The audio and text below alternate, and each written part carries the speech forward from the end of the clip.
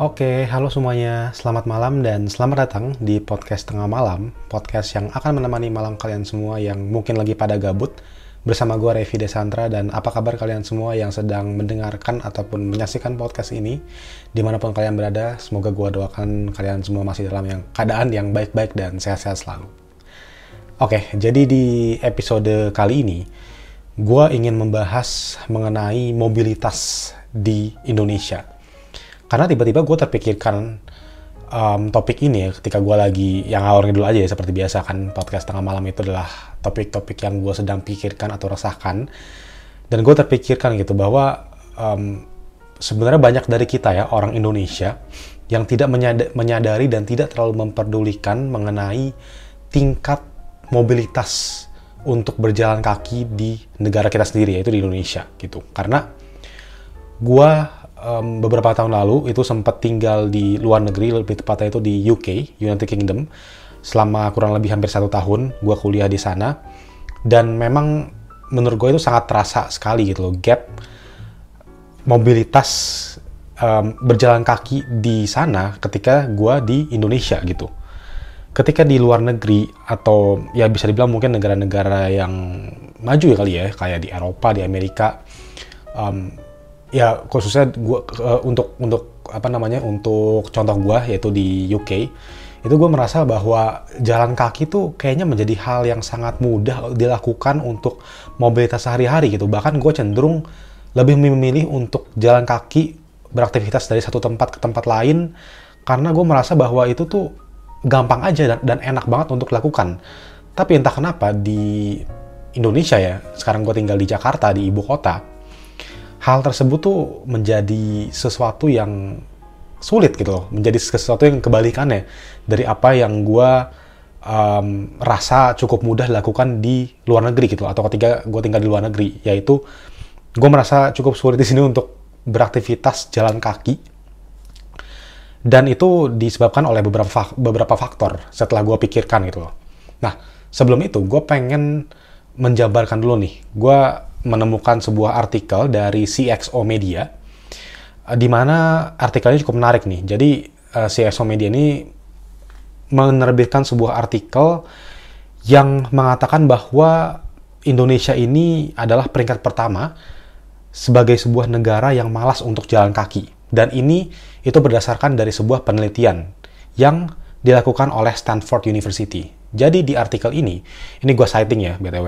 Di artikel ini dikatakan bahwa pada tahun 2022 lalu, Stanford University itu pernah membuat satu buah penelitian terhadap 46 negara dengan tingkat mobilitas.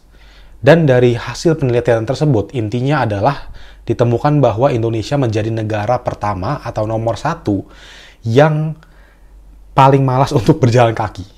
Karena dari hasil penelitian tersebut, itu dikatakan bahwa rata-rata masyarakat Indonesia itu perharinya hanya berjalan kaki sekitar 3.515 langkah. Sedangkan dari penelitian yang sama juga mengatakan bahwa angka rata-rata global, atau mungkin ya bisa dibilang hampir dari 46 negara yang sudah diteliti gitu ya, itu angka rata-rata orang berjalan kaki itu mencapai 5.000 langkah perharinya.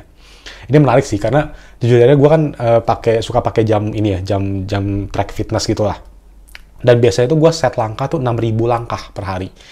Dan memang betul sih dari hasil penelitian ini ya, di Indonesia ini, di Jakarta ya, tempat gue berada sekarang, itu tuh gue biasanya bisa mencapai atau bisa menyentuh 6.000 langkah per hari kalau memang gue lagi olahraga yang intens.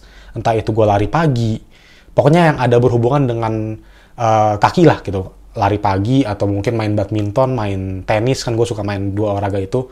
Tapi ketika gue melakukan aktivitas seperti normalnya, itu sulit gitu loh. Biasanya gue mendapatkan di 3.000 sampai mungkin maksimalnya 4.000 lah gitu. Ketika gue berada di luar negeri, yang gue ceritakan tadi ya, ketika gue berada di luar negeri, itu rata-rata hampir setiap hari gue bisa mencapai 6.000 langkah. Itu menunjukkan ya bahwa memang penelitian ini tuh ya benar adanya gitu loh.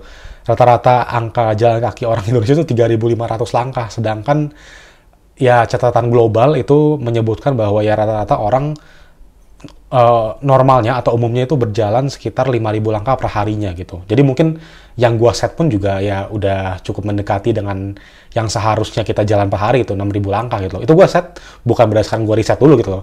Maksudnya kayak gua set gua 6.000 langkah per hari itu bukan artinya gua riset dulu. Gua sama sekali gak riset gitu. Gua ini baru tahu dari apa yang gua baca tadi gitu. Kalau ternyata tuh rata-ratanya 5.000 langkah per hari gitu sih. Jadi penelitian ini cukup menarik ya, karena memang ternyata betul apa yang gue pikirkan selama ini, bahwa ya Indonesia itu dikategorikan menjadi negara nomor 1 loh. Negara nomor 1 dengan atau dinobatkan negara yang malas jalan kaki nomor 1 di dunia. Bukan di dunia sih, dari at least dari 46 negara yang sudah diriset oleh Stanford University gitu. Nah, menurut gue pribadi memang ada berbagai macam alasan ya mengapa mungkin kita di Indonesia ini sebagai orang-orang Indonesia itu sepertinya menganggap jalan kaki untuk mobilitas itu sulit. Tentu saja yang pertama gue merasa bahwa memang dari segi suhu gitu loh. Gue merasa bahwa ya kita kan negara tropis ya, cuman 2 musim doang gitu, musim panas dan musim hujan, dan memang dari segi negaranya itu udah lembab, udah humid banget lah gitu loh. Kayak kita selalu menemukan setiap hari itu dari pagi pun udah kerasa panas yang lembab gitu kan. Dan ya intinya opsinya cuma 2 gitu, antara panas terik banget atau hujan gitu. Jadi tidak ada, istilahnya tidak ada udara yang memang benar-benar sejuk, kecuali ya kalian ke daerah-daerah seperti puncak atau ya daerah-daerah tinggi lah gitu, dataran tinggi gitu. Nah, itu sih salah satu faktor yang gue rasa mungkin menjadi penyebab utama ya kenapa kita malas jalan kaki. Karena ya jujur aja gue tidak bisa memungkiri ya bahwa gue pribadi itu memang didasarkan oleh itu sih salah satunya. Karena ketika gue mungkin mau aktivitas ya, misalnya ini jaraknya pun deket gitu, misalnya kayak gue tinggal di satu lokasi, gue mau ke lokasi yang jaraknya cuman 1 kilo bahkan gitu. Nah, ketika itu di siang hari atau bahkan mungkin di malam hari pun, itu kayak gue tuh bener-bener mikir banget kayak untuk jalan gitu, bahkan untuk naik sepeda gitu ya, karena kan itu ya opsi yang oke juga lah untuk sambil olahraga kan, kayak kalau naik sepeda gitu. Nah, tapi gue tuh mikir juga untuk melakukan itu, dan kalau lagi ada mobil atau lagi ada transportasi tuh, gue lebih memilih untuk naik mobil gitu loh, dibanding gue melakukan dengan jalan kaki. Sedangkan ini terbalik ketika gue di luar negeri gitu. Yang tadi gue bilang, kayak gue merasa bahwa ya gue malah lebih senang untuk melakukan aktivitas jalan jalan dari satu tempat ke tempat yang lainnya ketika gue berada di luar negeri, karena udaranya itu mendukung. Itu salah satu yang paling penting gitu loh. Udaranya itu enak banget. Walaupun mereka lagi musim panas. Ini gue ngomongin soal UK deh ya, ketika gue berada di UK gitu. Ketika mereka musim panas pun itu mereka bukan panas yang terik banget kayak di Indonesia gitu loh. Mereka tuh panasnya tuh masih benar-benar bersahabat gitu. Ya kayak mungkin di 20 sampai 24 derajat, tapi anginnya tuh benar-benar angin yang sejuk, yang sepoi-sepoi. Jadi untuk melakukan aktivitas dengan jalan kaki pun itu masih sangat-sangat mendukung gitu loh. Bahkan ini juga berpengaruh ke wajah gue gitu loh. Kayak ketika gue jalan kaki di sana ya, di UK, itu jauh, gue ngomong apa sih? Itu wajah gue tuh malah justru cenderung lebih bersih gitu loh, dibandingkan gue cuman keluar sebentar di sini gitu loh, di Jakarta. Dan itu sangat-sangat berpengaruh sih gitu, udaranya bersih, terus cuacanya enak, dingin, sejuk yang sepoi-sepoi, dan mungkin ya faktornya tidak terlalu ada polusi ya. Itu menjadi salah satu faktor yang besar juga. Jadi itu juga berpengaruh bukan terhadap kesehatan badan kita, tapi ternyata terhadap wajah kita.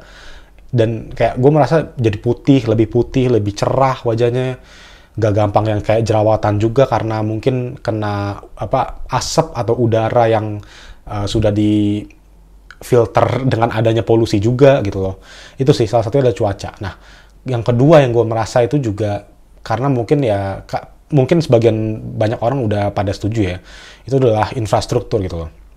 Gue merasa di sini di Jakarta ya, gue mengambil contoh Jakarta karena gue sedang berada di sini. Infrastruktur itu udah ada sebenarnya, udah ada MRT. Sekarang baru beberapa hari lalu baru uji coba LRT juga kan, jadi makin banyak moda transportasi kereta. Terus juga ada busway Transjakarta. Jadi memang sebenarnya banyak dan udah ada, tapi entah kenapa ya, ini kita bahkan ngomongin Jakarta yang mungkin bisa dibilang kota paling maju di Indonesia gitu loh, karena ibu kota kan. Dengan sudah adanya transportasi umum tersebut tuh, gue masih merasa bahwa gak efektif aja, entah kenapa gitu loh. Mungkin dari segi pemberhentiannya gitu kan, karena kan ya Jakarta luas banget ya, dari selatan sampai utara tuh ya jaraknya tuh luas banget gitu. Itu juga mungkin faktor geografis itu ya yang juga mempengaruhi gitu loh, ketimbang ketika di UK gitu loh. Ketika gue tinggal di kota yang namanya Newcastle waktu di sana. Kota itu kecil, gak kayak di Jakarta yang ya tadi yang gue bilang dari selatan sampai utara gitu loh, bahkan ada Tangerang juga kan. Jadi ketika di Newcastle itu ya itu kotanya kecil, jadi moda transportasi umum tuh pemberhentian tuh banyak banget gitu. Dan untuk ke pemberhentiannya dengan jalan kaki itu kan enak kan. Lagi-lagi ada faktor yang pertama tadi, yaitu cuaca. Nah, kalau di Jakarta sendiri pun dengan sudah adanya transportasi yang cukup memadai ya gue bisa bilang ya. Tapi gue merasa ya karena mungkin terlalu besar kan kotanya, jadi itu juga merasa gue juga masih merasa bahwa itu tuh masih sulit untuk dilakukan gitu loh, naik transportasi umum. Di samping faktor-faktor lain ya, misalnya kayak kalau naik KRL mungkin desak-desakan terus gitu kan, udah bukan cuma faktor desak-desakan sih, tapi udah kita desak-desakan ditambah dengan kita harus menghadapi cuaca yang panas ketika keluar dari kereta gitu kan, harus jalan kaki lagi menuju ke tempat kita dengan cuaca yang masih ekstrim gitu panasnya. Ini mungkin gue terlihat sangat-sangat mengeluh kali. Cuman maksudnya gue mau mengutarakan aja ya apa yang mungkin bisa menjadi penyebab sih gitu. Karena tidak bisa dipungkiri, bukan cuma di Indonesia dan bukan cuma di Jakarta gitu loh. Kita merasakan desak-desakan di transportasi umum gitu loh, seperti di kereta. Di negara-negara luar pun ya, kayak di Jepang, di Singapura, bahkan yang MRT-nya tuh udah memadai banget, itu tuh kadang masih merasakan yang namanya desak-desakan. Tapi mungkin kenapa tidak terlalu parah dan orang masih mau melanjutkan dengan jalan kaki karena ya udaranya juga memadai. Jadi ya faktor-faktor ini tuh lagi-lagi mungkin nyambungnya tuh ke kualitas udara kali ya, mungkin bisa dibilang kalau menurut gua gitu sih. Kita cuma ngomongin soal Jakarta. Nah, gimana kalau misalnya kota-kota yang tidak terdepan, bukan artinya tidak terdepan tuh kayak masih di pelosok-pelosok gitu, bukan Jakarta lah, bukan ibu kota gitu loh. Ya transportasi umum otomatis semakin sulit lagi gitu. Berbeda dengan di luar. Di luar itu walaupun memang kotanya itu tidak besar, ya anggap aja tadi yang kota gue tinggalin itu di Newcastle. Newcastle itu kotanya tidak besar, kota kecil. Dia kota pelajar. Tapi transportasi umum masih sangat memadai. Pemberhentian untuk kereta, untuk bus di sepanjang kota tuh hampir ada semua. Nah, kalau di sini selain di Jakarta, gua rasa tuh belum terlalu sih gitu loh. Di Bandung, di Surabaya, anggaplah kota-kota besar lainnya, di Semarang, di Jogja, ada transportasi umum, tapi gue yakin ya tidak selengkap fasilitasnya di Jakarta gitu loh, dari segi unitnya misalnya kereta atau bus keliling kotanya. Terus juga yang kedua dari segi dari segi pemberhentiannya gitu ya, dari segi stopnya itu juga pasti tidak terlalu banyak gitu kayak di Jakarta gitu sih gue merasa. Jadi memang masih ada perbedaan antara itu sih, antara faktor lokasi. Kalau di Indonesia gue merasa ya di ibu kota kita memang sudah banyak banget nih gitu loh, memang yang paling diperhatikan lah, dengan dimunculkannya juga sekarang LRT, pokoknya banyak banget yang difokuskan gitu. Tapi ketika kita berbicara mengenai kota lain, itu tuh masih cukup banyak lah kota-kota di Indonesia yang transportasi umum tidak memadai, yang mengharuskan orang-orangnya tuh masih harus memakai kendaraan pribadi gitu loh, mobil ataupun motor. Nah, berbicara mengenai motor, gue pengen ke poin selanjutnya, yaitu adalah faktor penggunaan jalan gitu. Kalau pasti kalian juga udah pada sadar lah, kebanyakan pasti sudah pada sadar bahwa di Jakarta sendiri memang sudah disediakan banyak tempat yang memang itu dikhususkan untuk pejalan kaki, kayak misalnya jembatan layang yang untuk pejalan kaki. Terus juga kalau di jalan-jalan besar di Sudirman, di Senayan tuh kan ada yang khusus untuk jalan kaki tuh. Nah, tapi kita tidak bisa pungkiri bahwa kadang motor itu masih suka menyalahgunakan jalan-jalan tersebut gitu loh. Kita sering lihat kalau dalam segi kemacetan. Ini bukan cuma di Jakarta sih. Gue waktu di Bali pun ya, itu tuh apalagi jalannya kecil-kecil kan, tapi di Bali itu juga macet. Nah, ini gue pengalaman pribadi sih, ketika gue naik motor di Bali, gue waktu naik Gojek, itu tuh dia tuh untuk memotong jalan tuh dia lewatin pejalan kaki gitu loh. Dia lewat trotoar yang ya itu kan notabene fungsinya untuk pejalan kaki gitu sih. Jadi gue merasa bahwa ya memang karena Indonesia ini juga masih didominasi dengan kendaraan roda 2 ya, dengan motor, ya istilahnya etika untuk berkendara itu sangat disayangkan, masih cukup kurang gitu loh. Apalagi ketika kita tahu faktor macet gitu. Bukan cuma di ibu kota yang tadi gue bilang, bahkan di Pulau Bali, di kota-kota lain di Indonesia tuh pasti juga banyak hal seperti ini gitu. Motor-motor atau kendaraan roda 2 karena mereka kendaraan yang kecil, jadi untuk menghindari kemacetan mereka menggunakan jalan pejalan kaki gitu loh, untuk pedestrian gitu sih gue merasa. Dan ini juga yang mungkin menyebabkan orang-orang tidak nyaman untuk jalan kaki di Jakarta ataupun di kota-kota lainnya di Indonesia. Berbeda dengan, lagi-lagi gue harus bandingkan dengan kota gue tinggal di Newcastle atau di UK. Motor itu seingat gue ada tapi sangat-sangat minim ya. Tapi memang ya dari segi kesadaran pengguna kendaraan ya, entah itu mau mobil kayak mau sepeda mau motor, itu tuh udah memang tinggi. Mereka tuh udah sadar, mereka benar-benar mau mengikuti peraturan yang ada. Jadi peraturan itu bukan cuman ada untuk dilihat doang tapi tidak dilakukan. Itu menurut gue yang masih menjadi faktor di sini gitu loh, di Indonesia untuk pengendara ya. Tapi kalau di luar sana itu peraturan memang ada untuk ditaati dan untuk diikuti gitu. Bahkan sekedar untuk lampu merah aja, atau jangankan lampu merah deh, di UK atau di luar negeri itu ada aturan yang memang kalau misalnya kita naik mobil nih, kita dari sisi misalnya kita dari sisi sebelah kiri, dari sisi kanan kita mau ada mobil. Nah, kita dari sisi yang sebelah kiri harus selalu mendahulukan mobil dari kanan untuk lewat dulu gitu. Itu sudah menjadi aturan, at least di UK, yang gue tahu seperti itu. Jadi ketika kita melihat kita di persimpangan jalan, kita di sisi yang kiri, di kanan mau ada mobil, itu tuh kita harus mempersilahkan untuk mobil yang di kanan tuh lewat dulu. Baru setelah kita lihat tidak ada mobil lagi, kita baru lewat gitu. Jadi yang kiri harus mendahulukan yang kanan. Itu adalah aturan yang dibuat, dan sejauh gua naik kendaraan kayak mobil gitu ya, kayak gua naik Uber di sana, itu tuh mereka selalu mengikuti aturan tersebut gitu. Walaupun memang jalannya kosong, tapi mereka menyempatkan untuk berhenti at least 3-5 detik, memastikan bahwa tidak ada kendaraan dari sisi kanan, dan mereka maju baru. Gitu sih. Sedangkan kan di sini gua rasa ya memang itu tadi gitu loh, kesadaran untuk mengikuti aturan berlalu lintas tuh masih bukan minim juga sih. Pasti sudah banyak orang yang mau mengikuti, tapi memang masih kurang saja gitu loh. Karena mungkin terlalu banyak juga kali ya penduduk kita di Indonesia, di ibu kota gitu. Jadi dengan hiruk pikuknya, dengan kehektikannya, orang-orang pada sibuk, itu tuh jadi membuat mereka ya istilahnya meninggalkan aturan-aturan untuk berlalu lintas gitu loh. Kayak mereka yang penting pengen sampai ke tempat tujuan secepat mungkin.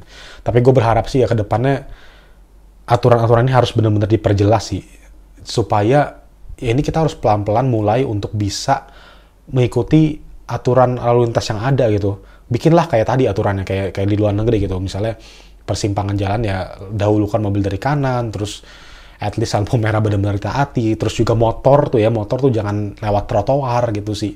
Itu benar-benar susah banget untuk dihilangkan, tapi ya harus benar-benar dimulai dari sekarang gitu, pelan-pelan, baby steps gitu sih. Jadi mungkin gua rasa itu sih beberapa alasan-alasan ya mengapa orang-orang di Indonesia nih tingkat kesadaran untuk berjalan kaki atau mobilitas dengan berjalan kaki itu masih cukup rendah gitu loh.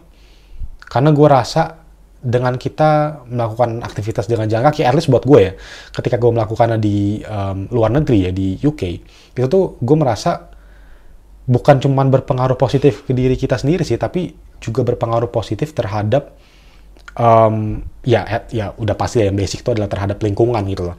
Dari segi transportasinya jadi berkurang, terus juga kita jadi istilahnya bisa menikmati sambil jalan kaki dengan udara yang segar.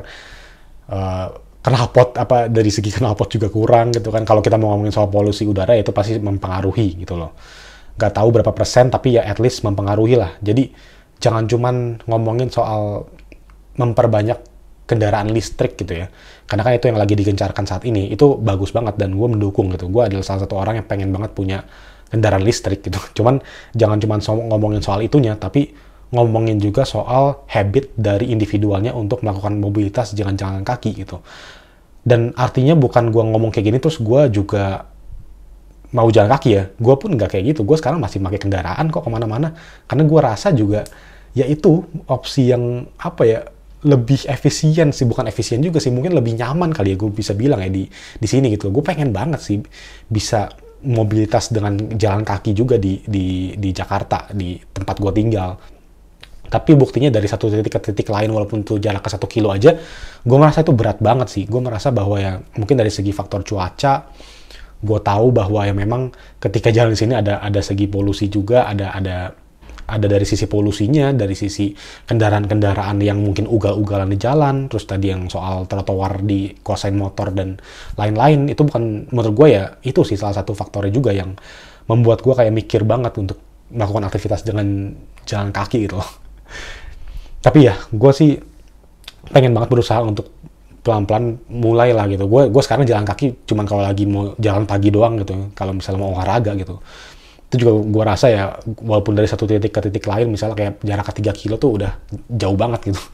Sedangkan waktu gue di luar negeri, ya gue tidak ada masalah sekali, gue tidak merasa keberatan sama sekali untuk jalan kaki yang jaraknya bahkan nyampe ke 10 kilo gitu bahkan. Gue inget banget itu, di sana gue waktu belanja mau ke supermarket ya, karena di sana tuh dari tempat gue tinggal ke supermarket yang barang-barang murah tuh sekitar 10 kiloan, yang kalau misalnya patokin pakai waktu tuh sekitar 50 menit jalan kaki, tapi gue jabanin gitu.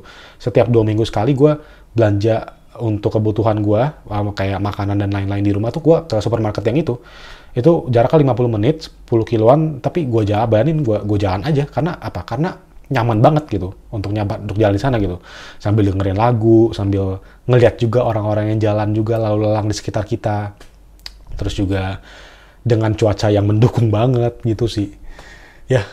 Mungkin ya coba aja kita bayangin kali ya, kalau di Indonesia ini kita punya 4 musim gitu, kita punya musim yang sejuk, musim dingin, itu kayak gimana. Mungkin ya kalian bisa bayangin gak sih daerah-daerah Jakarta timur sana, apa namanya, di Pluit gitu ya, di Sunter, itu cuacanya musim dingin. Yang tadinya kayak isinya truk-truk pabrik, udah truk pabrik kan, pabrik-pabrik, terus kayak ditambah dengan polusi, ditambah dengan cuaca yang panas terik ekstrim, itu tuh